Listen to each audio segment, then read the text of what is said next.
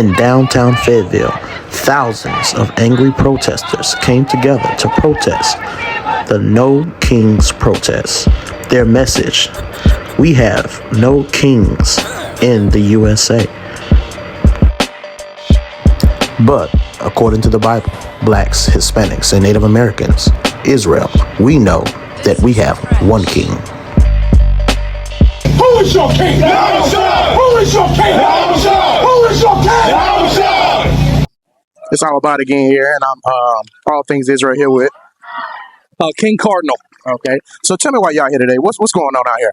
I was volunteering for the Iron Front for peacekeeping while we did our march, just keeping everybody safe and following traffic laws and stuff. But the protest is for no kings, because you already know motherfucker started talking about the third term, and he's not even 200 days into his presidency. So I believe him when he says shit like that. So you don't agree with Donald Trump basically throwing away the Constitution and doing what he want to do? Absolutely not. We're going to need that. You know what I mean? We're going to need our human rights, and we're going to need Donald Trump the fuck up out of here. But wasn't America built off of stuff like that? Well, what do you mean? Like just doing what they wanted to do? I mean, I figure America was built off of values that don't really align with the current administration's goals. So let me get it straight. You did not vote for Donald Trump? Absolutely not. So you're not a Trump voter that went left. You completely against Donald Trump? From day one. So if you don't mind me asking, who did you vote for? Kamala Harris. Okay, so have you voted previously in the past? Yes. And when you voted, the values that you voted for, did you see those candidates carry out those values? You won't see me defending the Democratic Party. But between a Democrat and a fascist, I'll take a Democrat. So that's a no. You haven't seen them carry out anything that you hold dear to your heart? Not particularly, no. So why do you keep voting? Because I feel like it's a duty for an American to vote for what they feel like is the best choice, even if neither choice is particularly in the interests of the people. So if it's a duty for an American to vote, just like it's a duty for an American to serve war, should he complain? Because a soldier can't complain about where he's deployed to if it's his duty, correct? Correct, but I've got a lot of problems with the military-industrial complex as well, so...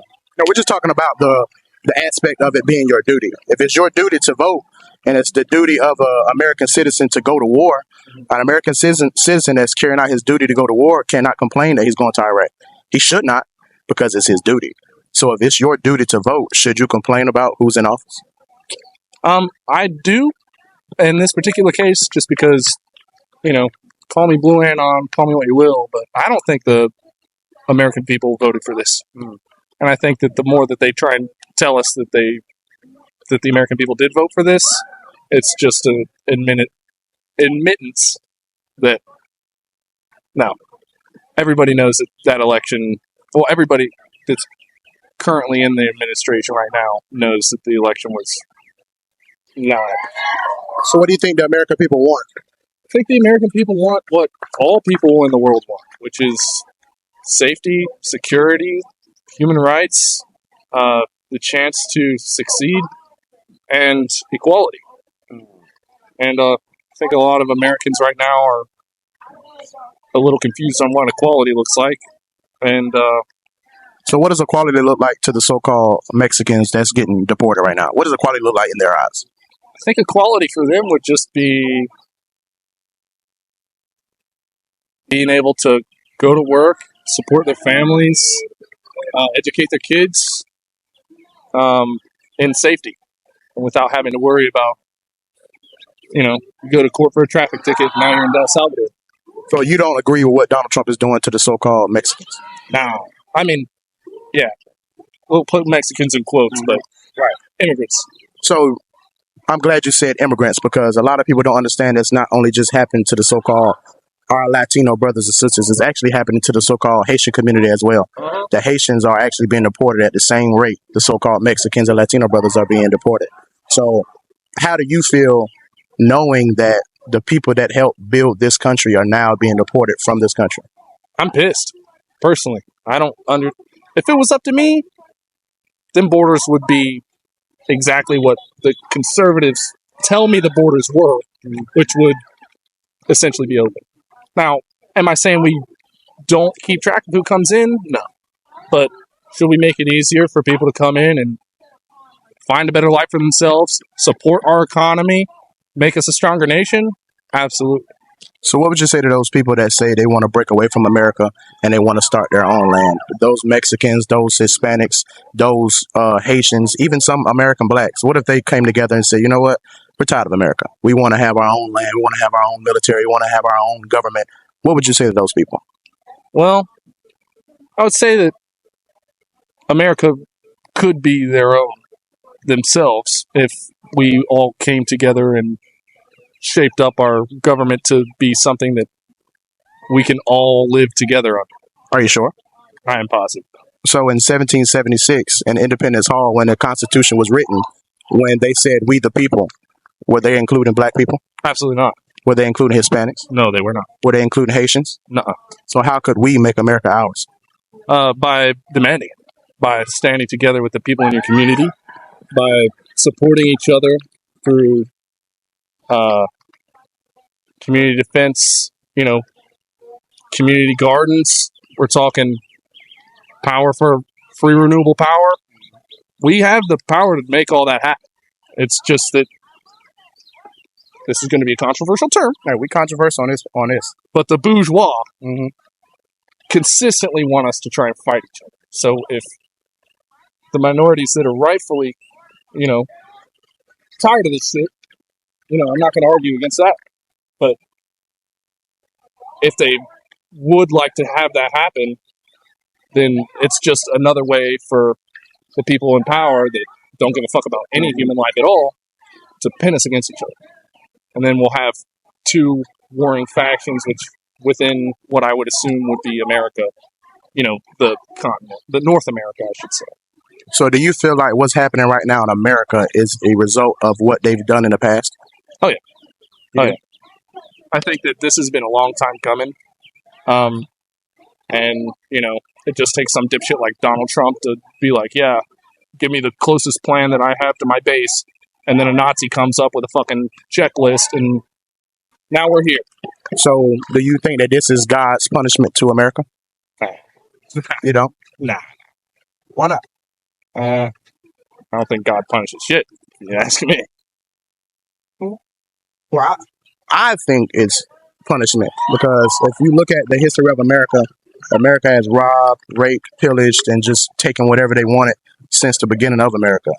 And nobody has paid for the crimes that America has committed. Nobody has paid for lynchings. Nobody has paid for the Trail of Tears. Nobody has paid for the Spanish Inquisition. Nobody has paid for anything. And now America is finally starting to pay the price of what they've done. And I think this is the punishment from the Most High. You think that the people who would support all of the terrible things that you described, gaining power, is a punishment for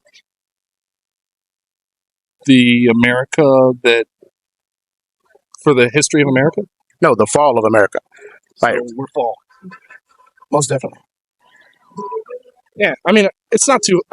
It is a little hard to argue with that.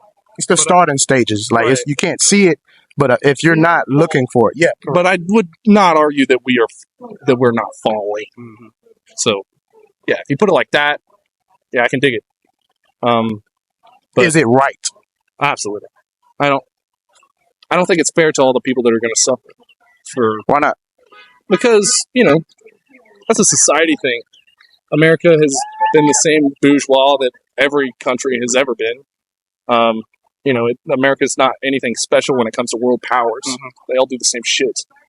And the only people that are going to pay for that are folks out here protesting. You know what I mean? Like, a billionaire ain't going to fucking starve. Right. He's not going to have his power cut because it's going to cost too much in 2 years.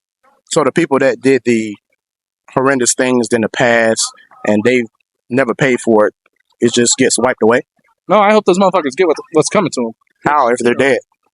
Well, if they're dead, they're dead. You're not going to be able to make them pay for anything. So nobody pays for it, right? Well, I assume you're a follower of Christ in some way. Well, they're paying for it right now, aren't they? They're dead. Okay, so let me ask you one question. I'm gonna let you go. Mhm. If you were at a restaurant, you was at Cracker Barrel with your grandparents, and you're sitting down, you're eating, you're having a good time, and all of a sudden you just look, and your grandparents just ran out, left the bill, and left you with the bill, just ran out. Do you feel it's your obligation to pay the bill for your grandparents? Well, yeah, because the workers still did the work. They still served you food. It sucks. It's not fair that you have to pay the bill, but bill got to get paid. But you didn't order anything. Your grandparents ordered it. Right? No, it's fucked up. Don't get me wrong. It's just fucked. But just because it's unfair to you doesn't mean you should make it unfair to the people serving. You dig? Nice answer. Thank you. Of course. Thank you. The future belongs to Israel. That's right.